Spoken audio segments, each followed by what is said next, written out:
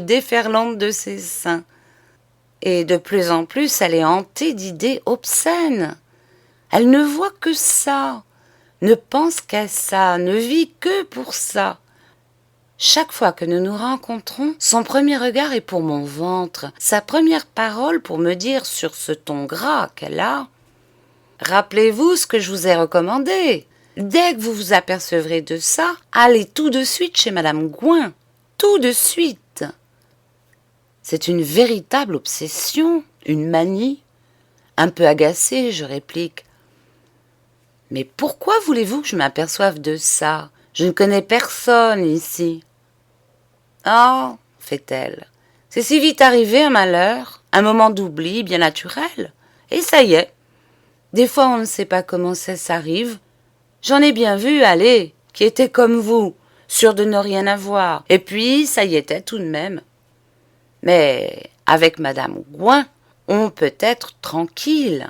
C'est une vraie bénédiction pour un pays qu'une femme aussi savante. » Et elle s'anime, hideuse, toute sa grosse chair soulevée de basse volupté. Autrefois, ici, ma chère petite, on ne rencontrait que des enfants.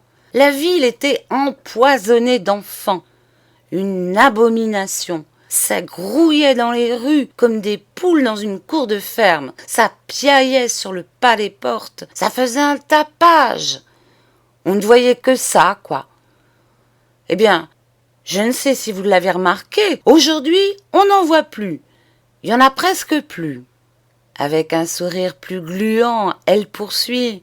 Ce n'est pas que les filles s'amusent moins. Oh, bon Dieu, non, au contraire. Vous ne sortez jamais le soir. Mais si vous alliez vous promener à 9 heures sous les marronniers, vous verriez ça. Partout sur les bancs, il y a des couples qui s'embrassent, se caressent. C'est bien gentil. Oh, moi, vous savez, l'amour, je trouve ça si mignon. Je comprends qu'on ne puisse pas vivre sans amour. Oui, mais c'est embêtant aussi d'avoir à ces trousses des chiers d'enfants. Eh bien, elles n'en ont pas. Elles n'en ont plus. Et c'est à Madame Gouin qu'elles doivent ça. Un petit moment désagréable à passer, ce n'est pas après tout la mer à boire. À votre place, je n'hésiterais pas.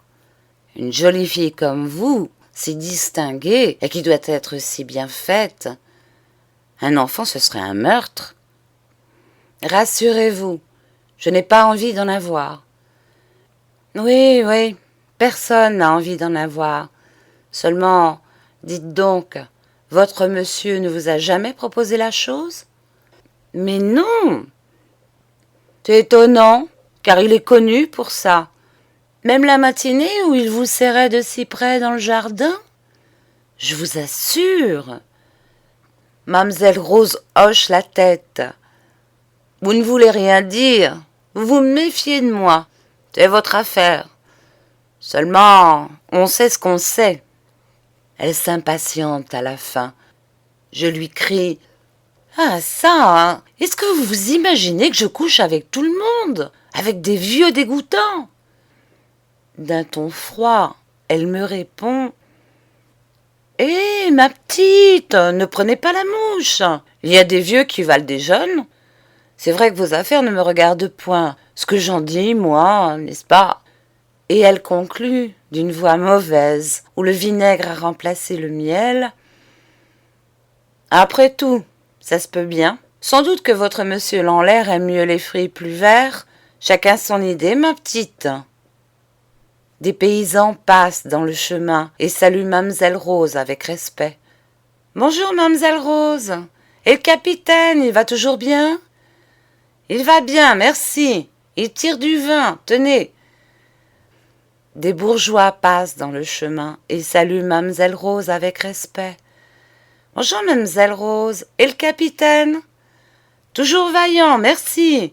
Vous êtes bien honnête. » Le curé passe dans le chemin, d'un pas lent, dodelinant de la tête. À la vue de Mamselle Rose, il salue, sourit, referme son bréviaire et s'arrête. « Ah, c'est vous, ma chère enfant. Et le capitaine? »« Merci, monsieur le curé, ça va tout doucement.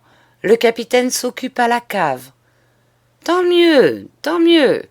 J'espère qu'il a semé de belles fleurs et que l'année prochaine, à la fête Dieu, nous aurons encore un superbe reposoir.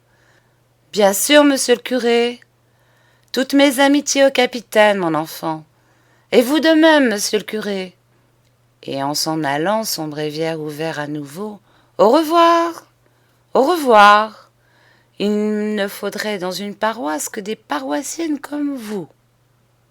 Et je rentre, un peu triste, un peu découragée, un peu haineuse, laissant cette abominable rose jouir de son triomphe, saluée par tous, respectée de tous, grasse, heureuse, hideusement heureuse. Bientôt, je suis sûre que le curé la mettra dans une niche de son église, entre deux cierges, et nimbée d'or comme une sainte.